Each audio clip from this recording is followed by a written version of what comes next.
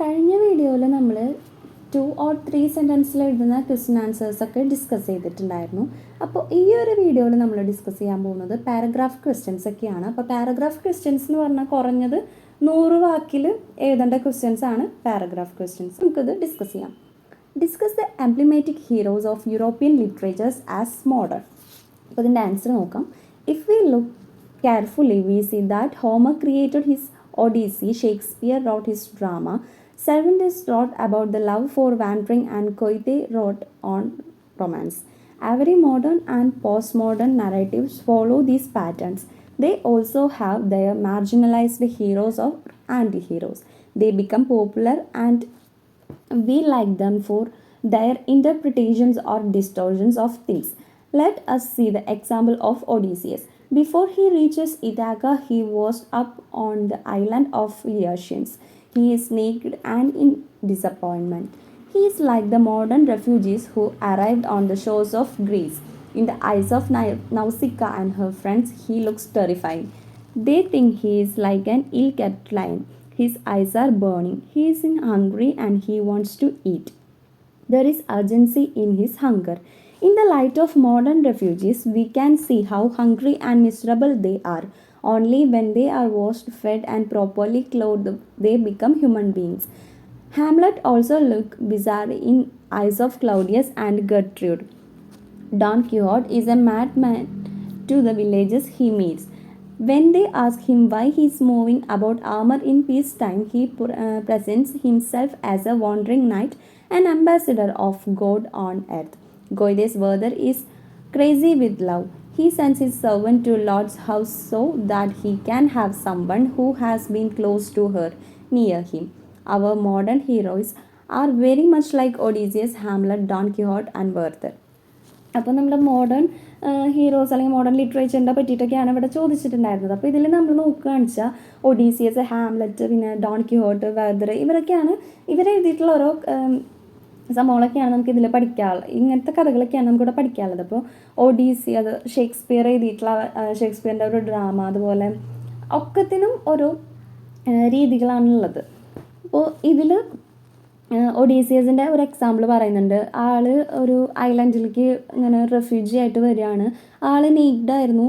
ആ ഒരു സമയത്ത് അവിടുത്തെ രാജാവിൻ്റെ മകളൊക്കെ ആയിട്ടുള്ള നൗസിക്കും അവരുടെ ഫ്രണ്ട്സൊക്കെ ആളെ കണ്ടപ്പോൾ അവർക്ക് ഭയങ്കരമായിട്ട് പേടിപ്പെടുത്തുന്ന ഒരു രൂപമായിട്ട് തോന്നിയിട്ടുണ്ടായിരുന്നു. അപ്പോൾ അവർ വിചാരിച്ചത് ഇയാൾ ഭക്ഷണമൊന്നും കിട്ടാണ്ട് നടക്കുന്നൊരു സിംഹത്തിൻ്റെ അവസ്ഥയായിട്ടാണ് ആളെ പറ്റിയിട്ട് അവർക്ക് തോന്നിയിട്ടുണ്ടായിരുന്നത്. പിന്നെ ആളുടെ കണ്ണുകളൊക്കെ ഭയങ്കരമായിട്ട് ജ്വലിക്കുന്നുണ്ടായിരുന്നു. ആൾക്ക് ഭയങ്കര വിശപ്പുണ്ടെന്നൊക്കെ അവർക്ക് മനസ്സിലായിട്ടുണ്ടായിരുന്നു.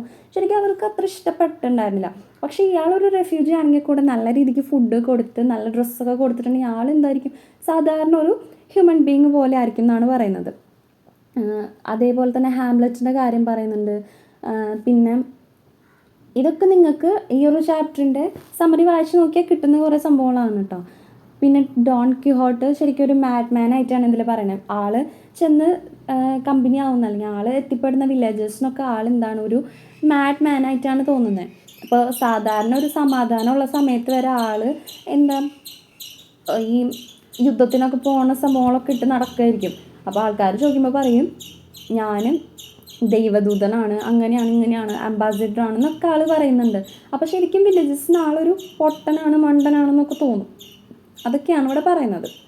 അപ്പോൾ ഇതിൻ്റെ കറക്റ്റ് ആൻസേഴ്സ് നമ്മുടെ സമ്മറിയിൽ ആ ഒരു ചാപ്റ്ററിൻ്റെ സമ്മറി കേൾക്കുമ്പോൾ നിങ്ങൾക്ക് മനസ്സിലാവുന്നതായിരിക്കും. Explain the importance of the scene of protest in big fish. ആ ഒരു ബിഗ് ഫിഷ് എന്ന് പറഞ്ഞിട്ടുള്ള ആ ഒരു ചാപ്റ്ററിലത്തെ കാര്യങ്ങളാണ് ഇവിടെ ചോദിക്കുന്നത്. Alison and Mariam were going to meet Baba to discuss the fish growing project with him. It was evening time. At the junction they saw a group of policemen. A friend of Alison who ran his tailoring shop near the junction saw them. He asked them not to go that way. Then Alison saw a group of young men blocking a jeep in the middle of the road and shouting slogans. The slogans were Yankee lackeys go home, say no to killer cola, drown the world police in the Arabian Sea, but to global capital. The tailor said they were terrorists. The police lifted their lathis and onlookers fled. Alison and Mariam had to take another way to reach Baba. The scene is significant because it tells us there were some people in the country who recognized The traps and tricks of the powers that propagated globalization. It shows globalization was not universally welcome and there were people who did not like it. അപ്പോൾ ഇവിടെ നമ്മൾ അലസത്തിൻ്റെ ആ ഒരു the big fish എന്ന് പറഞ്ഞ ചാപ്റ്ററിലത്തെ കാര്യങ്ങളാണ് ചോദിക്കുന്നത്. ഈ ഒരു ചാപ്റ്റർ എന്ന് പറഞ്ഞാൽ നിങ്ങൾക്ക് അതിൻ്റെ സമ്മറി ആയിട്ട് അറിയാമല്ലോ എന്താണ് സംഭവം കാര്യങ്ങളൊക്കെ. അപ്പോൾ ഇവർ ആ ഒരു ഫിഷ് ആ ഒരു മീനെ വളർത്താനുള്ള ഒരു പ്രൊജക്റ്റിൻ്റെ കാര്യം ബാപ്പയുടെ അടുത്ത് സംസാരിക്കാനായിട്ട് പോണ വഴിക്ക് അവിടെ ഒരു പ്രൊട്ടസ്റ്റ് നടക്കുന്നതായിട്ട് അലസൻ്റെ ഫ്രണ്ട് വന്ന് പറയുന്നുണ്ടായിരുന്നു. അതെന്ന് പറയുന്നത് എന്താ, അവിടെ ഈ അമേരിക്കയിലത്തെ കോളയില്ലേ ആ സംഭവം നമ്മുടെ നാട്ടിൽ ഇറക്കിയിട്ട് അവിടെ അതിനെതിരായിട്ട് അവിടെ പ്രൊട്ടസ്റ്റ് നടക്കുകയാണ്. അപ്പോൾ പോലീസുകാർ ലാത്തി ചാർജ് ചെയ്യുന്നുണ്ട്, പിന്നെ ടെററിസ്റ്റുകൾ ഉണ്ടെന്ന് പറയുന്നുണ്ട്. അങ്ങനത്തെ കുറേ കാര്യങ്ങളൊക്കെയാണ് ഇവിടെ പറയുന്നത്. In what way does the form of poem home reflect it's content. അപ്പോൾ എങ്ങനെയാണ് ഹോം എന്ന് പറഞ്ഞിട്ടുള്ള ആ ഒരു പോയം അത് ആ ഒരു തീമായിട്ട് ബന്ധപ്പെട്ട് കിടക്കുന്നതെന്നാണ് ചോദിക്കുന്നത്. The form of poem reflects the content in the admirable way. The poem is about the horrors brought by displacement. It talks about the troubles, tribulations, torments, and teasing the refugees suffer in their quest for a safe place. For them, home has become the mouth of a shark. It is not safe for them anymore to stay in their homes. It is poverty, war, or religious, ethnic, racial, or tribal fights and atrocities differences that bring out violence in the homeland of refugees. Then they are forced to flee their homes. In the poem, the poet has used enjambment. Enjambment is the verse is continuation of a sentence without a pause beyond the end of a line, couplet, or stanza. This shows the homelessness, statelessness, and unspeakability of the torments the refugees suffer. She also uses repetition to emphasize the miserable plight of the refugees. The tone, imagery, and figurative language used in the poem persuade the reader to pay attention to the terror that immigrants face while leaving their home. അപ്പോൾ ഇവിടെ home എന്ന് പറഞ്ഞിട്ടുള്ള ഒരു chapter നമ്മൾ വായിക്കുമ്പോൾ നമുക്ക് അറിയാമല്ലേ, home എന്ന് പറയുന്നത് അവർക്ക് അവരുടെ വീട്ടിൽ നിന്ന് നിൽക്കാൻ പറ്റാത്തൊരവസ്ഥയായിട്ട് ശരിക്കും പറഞ്ഞാൽ വീട്ടിൽ നിന്ന് ഇറങ്ങി പോവുകയാണ്. അപ്പോൾ ഒരു റെഫ്യൂജി ആയിട്ടാണ് അവർ പോകുന്നത്. അവരെ വീട്ടിൽ നിന്ന് ഇറക്കി വിടുക, അവരെ വീട്ടിൽ തിരിച്ചു പോവുകയാണെങ്കിൽ അത് ശരിക്കും ഒരു ഷാർക്കിൻ്റെ വായയിൽ പെട്ട അവസ്ഥയായിരിക്കും എന്നൊക്കെയാണ് ഇതിൽ പറയുന്നത്. അപ്പോൾ ഹോം എന്ന് പറഞ്ഞ ഒരു പോയറ്റ് കുറേ കാര്യങ്ങൾ വിവരിക്കുന്നുണ്ട്. അവരുടെ പോവർട്ടി, പിന്നെ അവിടെ യുദ്ധം നടക്കുമ്പോഴത്തെ അവസ്ഥയാണല്ലോ അതിൽ പറയുന്നത്. അപ്പോൾ ഒരു യുദ്ധമൊക്കെ ഉണ്ടാകുമ്പോൾ അവർക്ക് അവരെ വീട് വിട്ട് പോകുന്ന അവസ്ഥകളാണ് ഹോമിൽ പറയുന്നത്. അപ്പോൾ വീട് വിട്ട് പോയിട്ട് വേറൊരു സ്ഥലത്ത് ചെല്ലുമ്പോൾ അവർ നമ്മളെ റെഫ്യൂജി ആയിട്ടാണ് കാണുക. അപ്പോൾ അവർക്ക് അവരെ നാട്ടിലുള്ള ആ ഒരു ആൾക്കാരെ സ്നേഹിക്കുന്ന പോലെയൊന്നും നമ്മളെ കാണില്ല. നമ്മളെപ്പോഴും അവർക്ക് പുറം രാജ്യക്കാർ തന്നെയായിരിക്കും. അങ്ങനത്തെ കാര്യങ്ങളൊക്കെയാണ് പറയുന്നത്. പിന്നെ എൻജോയ്മെൻറ്റ് എന്ന് പറഞ്ഞിട്ടുണ്ടെങ്കിൽ അത് ഒരു സെൻറ്റൻസ് ഒട്ടും നിർത്താണ്ട് അത് കണ്ടിന്യൂ ആയിട്ട് ഇങ്ങനെ പറഞ്ഞു പോവില്ലേ, അതിനെയാണ് ഈ എൻജോയ്മെൻറ്റ് എന്ന് പറയുന്ന ആ ഒരു കാര്യം എന്ന് പറഞ്ഞാൽ. ഇപ്പോൾ ഒരു ലൈൻ അല്ലെങ്കിൽ കപ്ലെറ്റ് സ്റ്റാൻസൊക്കെ നിർത്താണ്ട് ആ സെൻറ്റൻസ് കൊണ്ടുപോകുന്നതാണ് പറയുന്നത്. പിന്നെ ഇവിടെ കുറേ വാക്കുകളൊക്കെ ഇങ്ങനെ റിപ്പീറ്റ് ചെയ്തിട്ടുണ്ട്. അങ്ങനത്തെ കാര്യങ്ങളൊക്കെ നിങ്ങൾക്ക് എഴുതാൻ പറ്റും. പിന്നെ അതിൻ്റെ ടോണ്, ഇമേജറി, പിന്നെ ഫിഗറേറ്റീവ് ലാംഗ്വേജ് ആണ്. അങ്ങനത്തെ കാര്യങ്ങളൊക്കെ ഈ പോയറ്റിൽ ഇവിടെ നമ്മുടെ പോയറ്റ് ഉൾപ്പെടുത്തിയിട്ടുണ്ട്. ദി ലെജൻഡ് ഓഫ് പാഞ്ച്മായി പീർ. അപ്പോൾ ആ ഒരു സംഭവത്തിനെ പറ്റി പാഞ്ച്മായി പീറിൻ്റെ ലെജൻഡ് അത് എഴുതാനാണ് പറഞ്ഞിരിക്കുന്നത്. ജസ്റ്റ് അങ്ങനെ ക്വസ്റ്റ്യൻ തന്നിട്ടുള്ളൂ. അപ്പോൾ അതെന്താണെന്ന് നമുക്കിവിടെ എഴുതണം. Panchmai Pir is a Sufi saint. His footprints are supposed to be there at the top of black hill named Kaladungar. People believe that if you seek the help of Panchmai Pir by visit to his footprints and do the necessary rituals, he will help you. It is believed that over 100 years ago, the Panchmai Pir came all the way of Kavda to the place, walking over the salt wastes, serving the people. He was accompanied by a jackal reclusive by habit. He used to retire to thorn jungles. Apart from his fox companions, nobody went to disturb his nights. Every night a lamp is lighted in honor of the pir. Now people go there and place some food for the jackals and make sounds with the tali. If the jackals come and eat the food, it means the mission for which you plan to go will be successful. അപ്പോൾ പാഞ്ച്മായി പീർ എന്ന് പറഞ്ഞു കഴിഞ്ഞാൽ അതൊരു സൂഫി Saint ആണ്. അപ്പോൾ ആളുടെ ഫുട് prints ഒക്കെ ഉള്ള ഒരു സ്ഥലമാണ് ബ്ലാക്ക് ഹില്ലിൻ്റെ ഏറ്റവും മേലെയുള്ള ഒരു കാലാദൂങ്കർ എന്ന് പറഞ്ഞിട്ടുള്ളൊരു സ്ഥലം.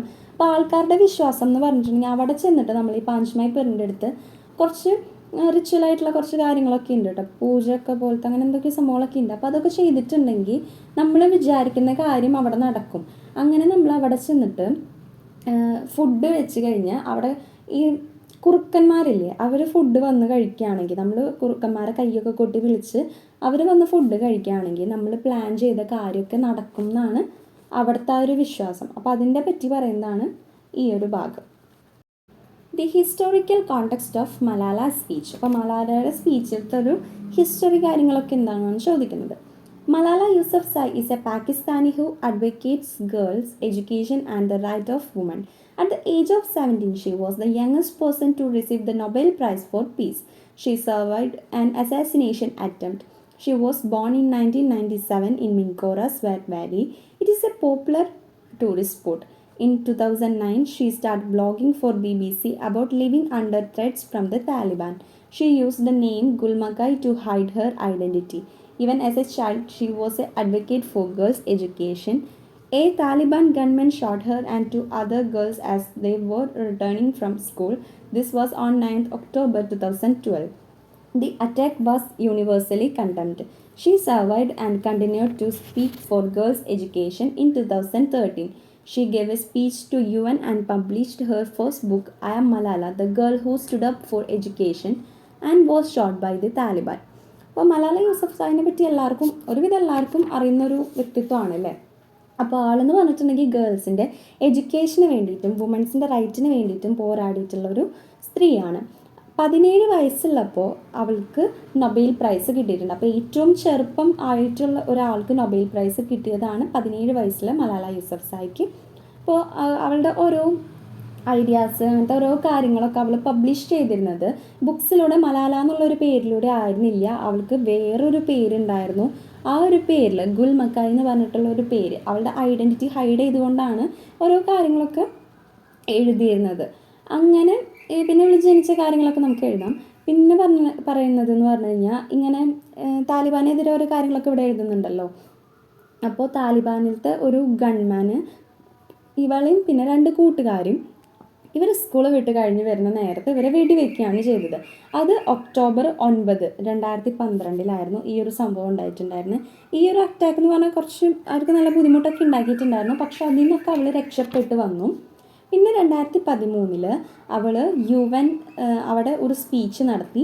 മാത്രമല്ല അവളുടെ ഫസ്റ്റ് ബുക്കായിട്ടുള്ള I am Malala, the girl who stood up for education and was shot by the Taliban. അപ്പോൾ ആ ഒരു ബുക്കിൻ്റെ പേര് നിങ്ങളെപ്പോഴും എഴുതിക്കോളും.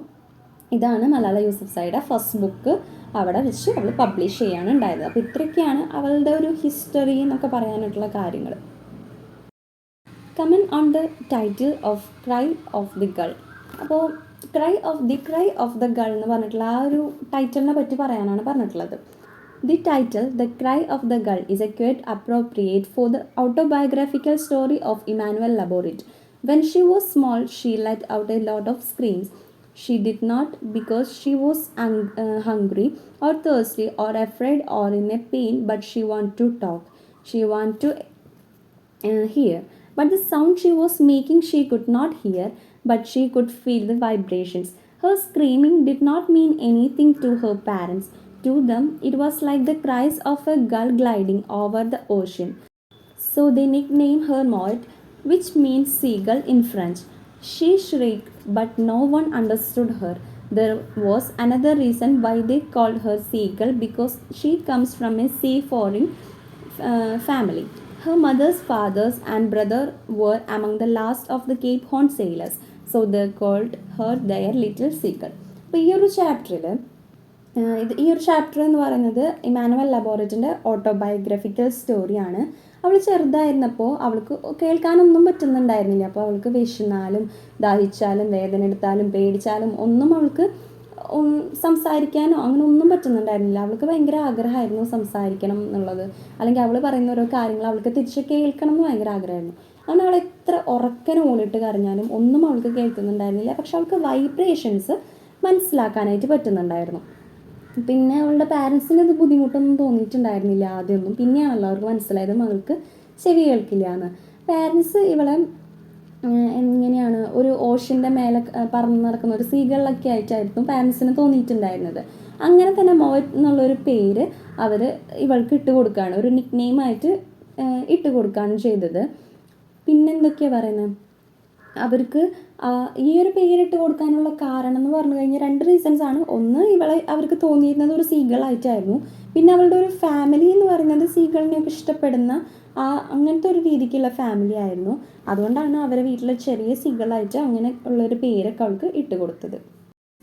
ഇനി നമ്മൾ നോക്കാൻ പോകുന്നത് എസ്സേ ക്വസ്റ്റ്യൻസ് ആണ്. അപ്പോൾ എസ്സേ ക്വസ്റ്റ്യൻസ് എന്ന് പറഞ്ഞിട്ട് 2 എണ്ണം നമുക്ക് ഏതെങ്കിലുമൊക്കെ എഴുതാനായിരിക്കും കൂടുതൽ അങ്ങനെ വരിക. അപ്പോൾ 4 എണ്ണമൊക്കെ തന്നിട്ട് 2 എണ്ണം എഴുതാം, അല്ലെങ്കിൽ 3 എണ്ണം തന്ന് 2 എണ്ണം എഴുതാം.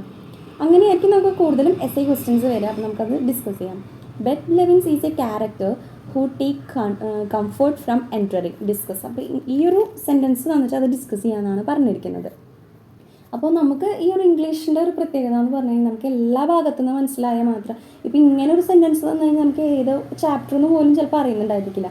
നിങ്ങളെല്ലാത്തിൻ്റെയും സമ്മതി കേട്ട് പോവുക. അപ്പോൾ ജസ്റ്റ് എവിടെയെങ്കിലുമൊക്കെ നിങ്ങൾക്കിത് ക്ലിക്കാവും. Beth Levins is a protagonist of the story Average Waves in the Unprotected Waters by Annie Tyler. She marries Avery at the young age thinking that she will be happier among from her parental home, which lives in a trailer near a forest. We see the Beth is unhappy in her home. She is not allowed to her day. Her father tries to teach her body suffer against her wishes as she is afraid on the verbs. Later, her parents object to her marrying Avery. That means family came in the way of our wishes. But in spite of object, she marries Avery. അപ്പോൾ ഇവിടെ എന്ന് പറഞ്ഞു കഴിഞ്ഞാൽ നമ്മളൊരു essay എഴുതുമ്പോൾ first പാരഗ്രാഫിൽ ആ എഴുതിയിട്ടുള്ള പോയിറ്റിനെ പറ്റിയിട്ടും അല്ലെങ്കിൽ ഓതറിനെ പറ്റിയിട്ട്, പിന്നെ ആ ഒരു ചാപ്റ്ററിൻ്റെ ചെസ്റ്റ് അതെന്താണ് ഉദ്ദേശിക്കുന്നത്, അങ്ങനത്തെ കാര്യങ്ങളൊക്കെയാണ് നമ്മൾ ഫസ്റ്റ് പാരഗ്രാഫിൽ എഴുതേണ്ടത്. അപ്പോൾ ഇവിടെ എന്ന് പറഞ്ഞിട്ടുണ്ടെങ്കിൽ നമ്മൾ ആ ഒരു ചാപ്റ്ററിനെ പറ്റിയിട്ട് പറഞ്ഞിട്ടുണ്ട്. പിന്നെ പോയിറ്റ് ആനി ടൈലറിനെ പറ്റിയിട്ട് പറഞ്ഞിട്ടുണ്ട്. പോയിറ്റ് മീൻസ് ഓതർ, പ്രൊട്ടഗണിസ്റ്റ് ഓതറൊക്കെ സെയിം തന്നെയാണ്. അപ്പോൾ ആനി ടൈലറാണ് ആളെ പറ്റി പറഞ്ഞിട്ടുണ്ട്. പിന്നെ എന്താണ് ഈ ഒരു ചാപ്റ്ററിൻ്റെ ഉള്ളടക്കം, അങ്ങനത്തെ കാര്യങ്ങളൊക്കെ ഇവിടെ പറഞ്ഞിട്ടുണ്ട്. ആനി ടൈലർ ഫസ്റ്റ് വിചാരിച്ചിട്ടുണ്ടായിരുന്നത് അവൾ എന്തുകൊണ്ടാണ് ചെറുപ്പത്തിലെ കല്യാണം കഴിക്കാനായിട്ടുള്ള കാരണം, വീട്ടിൽ നിന്ന് മാറി നിന്നാലാണ് അവൾക്ക് സന്തോഷം കിട്ടാമെന്ന് വിചാരിച്ചിട്ടാണ് അവൾ ആദ്യമേ നേരത്തെ കല്യാണം കഴിക്കുന്നത്. അപ്പം അങ്ങനത്തെ കാര്യങ്ങൾ. പക്ഷേ വീട്ടുകാർക്ക് ഇഷ്ടമുണ്ടായിരുന്നില്ല. വീട്ടുകാരുടെ ഇഷ്ടം കൂടാണ്ടാണ് അവൾ അവരെന്ന് പറഞ്ഞിട്ടുള്ള ഒരാളെ കല്യാണം കഴിക്കുന്നത്. അപ്പം അങ്ങനത്തെ കാര്യങ്ങളാണ് ഫസ്റ്റ് പാരഗ്രാഫിൽ പറയുന്നത്. Bet is a working class woman. She gets a son Arnold who is mentally challenged. When Avery comes to know that child is a mentally challenged one, he abandons his wife and son and goes away. Now Bet had to sail in the unprotected water alone. She is suffering. She gets no love at home. Arnold does not even know how to thank her or show love to her. She suffers to him, work for him, take care of him, feeds him, washes him, and tries to make him happy in all possible ways. What does she get in return? Tantrums. അപ്പോൾ ഈ ഒരു പാരഗ്രാഫിൽ പറയുന്നത് bet എന്ന് പറയുന്ന സ്ത്രീ ഒരു വർക്കൊക്കെ ചെയ്യുന്ന ഒരു സ്ത്രീയാണ്. അവർക്ക് കല്യാണം കഴിഞ്ഞിട്ട് അർണോൾഡ് എന്ന് പറഞ്ഞിട്ടുള്ളൊരു മകൻ ജനിക്കുകയാണ്. അവനിങ്ങനെയാണ്, മെൻ്റലി ചലഞ്ച്ഡാണ്, ബുദ്ധി കുറച്ച് കറക്റ്റ് നോർമൽ അല്ലാത്തൊരു കുട്ടിയായിരുന്നു. അപ്പോൾ ഇത് അവളുടെ ഹസ്ബൻഡ് അവരി അറിഞ്ഞപ്പോൾ ഇവളെയും അതേപോലെ മകനെയും ഉപേക്ഷിച്ചിട്ട് അയാൾ എവിടേക്കോ പോവുകയാണ്. അങ്ങനെ ശരിക്കും ഇവർ അൺപ്രൊട്ടക്റ്റഡ് വാട്ടേഴ്സ് അലോൺ അങ്ങനെയാണ് പറയുന്നത്. അപ്പോൾ അവർ ശരിക്കും ആർക്കും വേണ്ടാത്ത ആൾക്കാരായിട്ട് മാറുകയാണ്. കാരണം ഇവൾ ഹസ്ബൻഡിനെ കല്യാണം കഴിക്കുന്നത് വീട്ടുകാർക്ക് ഇഷ്ടമില്ലാണ്ട്, അപ്പോൾ വീട്ടുകാരും ഉപേക്ഷിച്ചു. പിന്നെ ഇപ്പോൾ മകന് മെൻ്റലി ചലഞ്ച്ഡ് ആണെന്ന് പറഞ്ഞപ്പോൾ ഹസ്ബൻഡും ഉപേക്ഷിച്ച് പോവുകയാണ്. അപ്പോൾ ശരിക്കും ഇവർ ഒറ്റപ്പെട്ട അവസ്ഥയാണ്. അപ്പോൾ അതൊക്കെയാണ് പറയുന്നത്. അപ്പോൾ മകനെ സന്തോഷിപ്പിക്കാൻ വേണ്ടിയിട്ട് അവൾ കുറേ കാര്യങ്ങൾ ചെയ്യാറുണ്ട്, അവളെ കൊണ്ട് പറ്റുന്ന കുറേ കാര്യങ്ങൾ ചെയ്യാറുണ്ട്. പിന്നെ അവനെ നല്ല രീതിക്ക് നോക്കും. പക്ഷെ അവന് ഇവളുടെ അടുത്ത് എങ്ങനെ സ്നേഹം പ്രകടിപ്പിക്കണമെന്നോ എങ്ങനെ സ്നേഹിക്കണം ഒന്നും ആ ഒരു മകനെ അറിയുന്നുണ്ടായിരുന്നില്ല. ഇവൾ എന്തൊക്കെ ചെയ്തു കൊടുത്തിട്ടും ഇവൾക്കൊന്നും തിരിച്ച് കിട്ടുന്നില്ല എന്നാണ് പറയുന്നത്. We meet her first on the day she is planning to take her son to Pagan State Hospital to keep him there. It speaks of the waves Beth makes in the unprotected waters. She is alone as her parents are dead. Her husband proved a useless person and her son is handicapped. But Beth does not give up her flight. She tries to manage things in the best possible manner. First, Mrs. Puckett babysits Arnold, but he has become too strong and uncontrollable for her, and that is why Beth has think of sending him to an institution. She tries to keep him happy as practically possible. അപ്പോൾ bet എന്ന് പറഞ്ഞിട്ടുണ്ടെങ്കിൽ മകനെ ഒരു പാക്കിൻസ്റ്റൺ state ഹോസ്പിറ്റലിലേക്ക് മാറ്റിയാലോ എന്ന് വരെ ആലോചിച്ചിട്ടുണ്ട്. അപ്പോൾ മകന് ആദ്യം നോക്കിയിരുന്നത് മിസ്സിസ് പക്കറ്റ് ആയിരുന്നു. അപ്പോൾ ചെറുപ്പത്തിൽ നോക്കിയിരുന്നത്. പിന്നെ അവന് വലുതായപ്പോൾ അവന് ഭയങ്കര ശക്തിയൊക്കെ ആയപ്പോൾ ആ ഒരു സ്ത്രീയുടെ കയ്യിൽ ഒതുങ്ങുന്നുണ്ടായിരുന്നില്ല. അങ്ങനെയാണ് അവൻ ഹോസ്പിറ്റലിലേക്ക്, അവനൊരു ഇൻസ്റ്റിറ്റ്യൂഷനിലേക്ക് മാറ്റിയാലോ എന്ന് ആലോചിക്കുന്നത്. പിന്നെ അവൾക്ക് പാരൻസിൻ്റെ അടുത്തേക്ക് തിരിച്ചു പോകാൻ പറ്റുന്നില്ല. എന്തുകൊണ്ടാണ്? പാരൻസ് മരിച്ചുപോയി. അപ്പോൾ മരിച്ചു പോയതുകൊണ്ട് തന്നെ ഇവൾ ഒറ്റപ്പെട്ടു. പിന്നെ ഹസ്ബൻഡ് ഉപേക്ഷിച്ചു പോയി. അങ്ങനെ ഇവളെ കൊണ്ട് പറ്റുന്ന രീതിക്ക് അർണോൾഡിനെ വളർത്തി എന്നിട്ട് അവസാനം ഒരു ഹോസ്പിറ്റലിൽ, ഒരു ഇൻസ്റ്റിറ്റ്യൂഷനിൽ കൊണ്ടാക്കാമെന്നാണ് വിചാരിക്കുന്നത്. In the end, we find her swollen-eyed and wet-cheeked waiting in the station for the train that will take her back home. At home, what is waiting for her is loneliness, but she will enter it. She is determined to find comfort in entering. She has no choice and she accepts it stoically, courageously. അപ്പോൾ ഇവിടെ പറയുന്നത് ഈ മകനെ ഈ ഒരു ഇൻസ്റ്റിറ്റ്യൂഷനിൽ കൊണ്ടാക്കിയിട്ട് ഇവൾ വേഗം തന്നെ തിരിച്ച് സ്റ്റേഷനിലേക്ക് തിരിച്ചു പോരുന്നുണ്ട്. അപ്പോൾ എന്തുകൊണ്ടാണ് വേഗം തിരിച്ച് വീട്ടിൽ പോയിട്ടില്ലെങ്കിൽ അവളുടെ മൈൻഡ് മാറും, അങ്ങനെ വിചാരിച്ചിട്ടാണ് വേഗം വീട്ടിലേക്ക് പോകാനായിട്ട് തിരിച്ചു വരുന്നത്. തിരിച്ചു വരുമ്പോൾ അവളുടെ കണ്ണൊക്കെ ഭയങ്കരമായിട്ടും കരഞ്ഞ് കണ്ണൊക്കെ വീർക്കില്ലേ, അങ്ങനെയൊക്കെ ആയിട്ടുണ്ടായിരുന്നു. അതുപോലെ മുഖമൊക്കെ ഭയങ്കര ചോന്നിട്ടുണ്ടായിരുന്നു. കുറേ ഇവൾ കരഞ്ഞിട്ടുണ്ട്. അങ്ങനെ വീട്ടിലേക്ക് വരണം. വീട്ടിൽ വന്നു കഴിഞ്ഞാൽ പിന്നെ അവിടെ ഒറ്റയ്ക്കാവും. അങ്ങനത്തെ കാര്യങ്ങളൊക്കെ അവൾക്കറിയാം. അവളത് ധൈര്യത്തോടു കൂടെ എല്ലാ കാര്യങ്ങളും നേരിട്ട കാര്യങ്ങളൊക്കെയാണ് ഈ ഒരു ബെറ്റിനെ പറ്റിയിട്ട് പറയാനായിട്ടുള്ളത്. How does Paul Celan capture the intense tragic experience of the Holocaust in Death Fugue? Death ഫ്യൂഗിലത്തെ കാര്യങ്ങളാണ്. ഡെത്ത് ഫ്യൂഗിൽ പോൾ സെലൻ ഒരു കാര്യങ്ങൾ എക്സ്പീരിയൻസ് ചെയ്തിട്ടുണ്ട്. അപ്പോൾ അതൊക്കെയാണ് ഇവിടെ ചോദിക്കുന്നത്. Paul Celan captures the intense tragic experiences of Holocaust in Death Fugue by giving us a horrid picture of what happens in the concentration to which we are taken in his poem.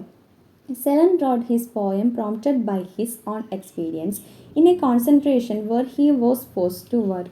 His father died of typhus in a concentration camp and his mother was shot dead as she could not work. Holocaust means sacrifice by fire.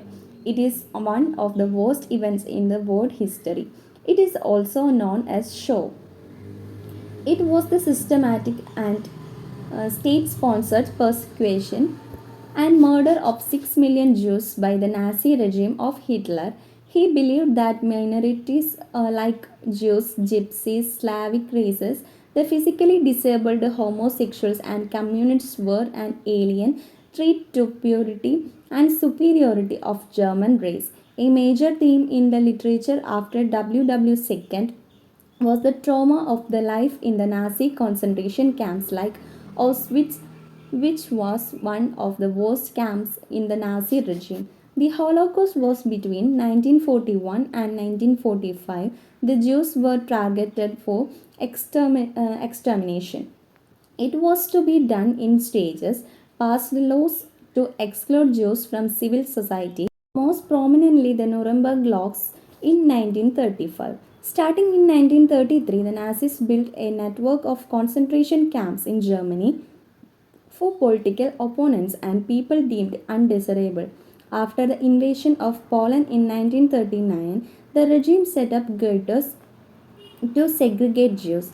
Over 42,000 camps, ghettos, and other detention sites were established. In the poem, we see how a guard takes the Jews for work.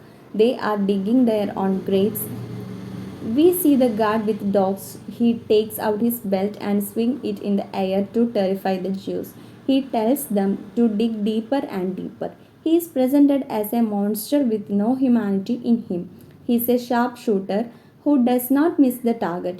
We see the smoke rising into the sky. The smoke is from the burned dead bodies of the Jews. A tragic picture indeed.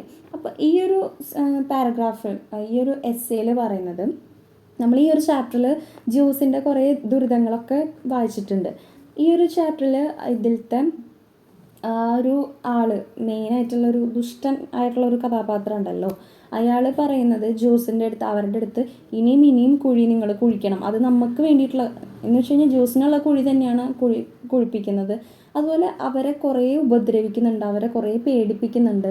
അങ്ങനത്തെ ഓരോ കാര്യങ്ങളൊക്കെയാണ് പറയുന്നത്. ഇതൊക്കെ ശരിക്കും ഓരോ ക്യാമ്പിൽ, ജ്യൂസിൻ്റെ ക്യാമ്പിൽ നടക്കുന്ന അവർക്ക് എതിരായിട്ട്, അവർ ശരിക്കും ആരെയും ഉപദ്രവിച്ചിട്ടൊന്നുമില്ല, പക്ഷെ ഈ ജ്യൂസ് പിന്നെ ജിപ്സിസ് അങ്ങനത്തെ കുറേ ആൾക്കാരൊക്കെ ശരിക്കും കുറേ ആൾക്കാർക്ക് ഭയങ്കര ദേഷ്യമായിരുന്നു. അപ്പോൾ അവരെ ഉപദ്രവിക്കുന്ന കുറേ കാര്യങ്ങളൊക്കെയാണ്. ഇപ്പോൾ ഹിറ്റ്ലറിൻ്റെ കുറേ കാര്യങ്ങൾ പറയുന്നുണ്ട്. അങ്ങനത്തെ കുറേ കാര്യങ്ങളാണ് ഈ ഒരു ചാപ്റ്ററിൽ പറയുന്നത്. Examine how Santosh H. Khanam portrays an unsympathetic society in Komala. അപ്പോൾ കോമാലത്തെ കാര്യങ്ങളൊക്കെയാണ് ഇതിൽ ചോദിക്കുന്നത്. In his famous short story Komala, Santosh H. Khanam portrays an unsympathetic society. Komala is the land of dead. It is a town in the novel Pedro Paramo by the Mexican novelist Juan Rolfo. The novel begins with the arrival of Ricardo, a young man in Komala. He is in search of his father Pedro Paramo. The dried up village is full of voices of dead. Soon Ricardo also dies. Bartolome, a character in the novel, says about Komala, "Here there is nothing but that sour yellowish odor that seemed to peep up from the ground. This town is cursed, suffocated in misfortune." The story tells us how Sudhakaran, the insincere friend of Vishwan, gets him into the debt trap. Sudhakaran was Vishwan's classmate. Their teacher Mr. Poduval taught them that helping others is an act of holiness. Reminding Vishwan of these words, Sudhakaran very cleverly got Vishwan signed as the first surety for his loan 50,000. Sudhakaran wept and cried a lot in Vishwan's house, saying that he would never forget his help. He even told Vishwan that he would be there to give him help if needed any. Then 3 years later, Vishwan gets the bank notice asking him to pay 9345, which is the 50,000 loan plus interest. Then asked Sudhakaran if he wanted to make Vishwan and his family homeless. Vishwan told him about 2 daughters, but Sudhakaran did not pay even a pie. So Radha, wife of Vishwan, worked hard and got 7,000, which was paid to the bank, but the bank wants to the full amount. It has sent a notice to Vishwan saying that his house and land would be confiscated. Vishwan has no way of paying the amount, and the only course open to him is to commit collective suicide. So he makes to threat a collective suicide. The unsympathetic attitude of the society is clearly shown in the newstime discussion of the problem. In the opinion poll, nobody gives his response. People don't care if Vishwan and his family will die or not. The worst can be seen in the end, where we see a young man lying on the roadside dying and vehicles flying fast scattering his blood. We see how people in Calicut behave. They refuse to go and help the accident victim. Even the keeper of Tattukada, the driver of the jeep, the middle-aged man who gets into the jeep are real representative of people of Kamala, in whom there is absolutely no sympathy and love for others. Thus we see an utterly unsympathetic society in Komala. അപ്പോൾ സന്തോഷ് യക്ഷിഗാനത്തിൻ്റെ ഈ ഒരു Comala എന്ന് പറഞ്ഞിട്ടുള്ള ഒരു Comala എന്ന് ഉദ്ദേശിക്കുന്നത് ഒരു ഡെത്തിൻ്റെ സ്ഥലമായിട്ട്, land of the death എന്ന് പറയുന്നതാണ്. ഈ ഒരു ചാപ്റ്ററിൽ നമ്മൾ വിശ്വൻ്റെ കഥയാണ് പഠിക്കുന്നത്. അപ്പോൾ വിശ്വനെ ശരിക്കും പറഞ്ഞു കഴിഞ്ഞാൽ സുധാകരൻ പറ്റിക്കുകയാണ്.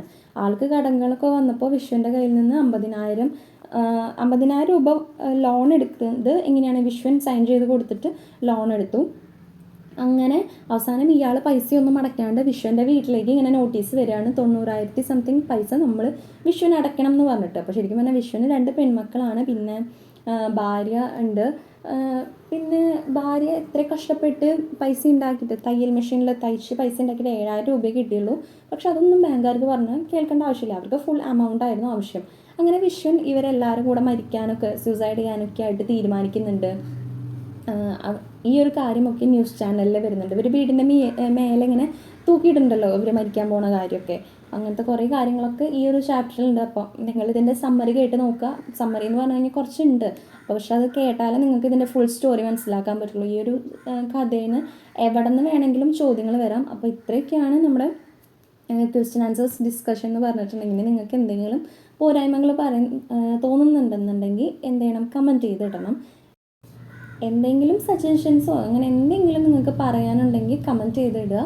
അപ്പോൾ ഈ വീഡിയോ ഇവിടെ അവസാനിക്കുകയാണ്. അപ്പോൾ ഇന്നത്തെ വീഡിയോ ഇത്രയേ ഉള്ളൂ. താങ്ക്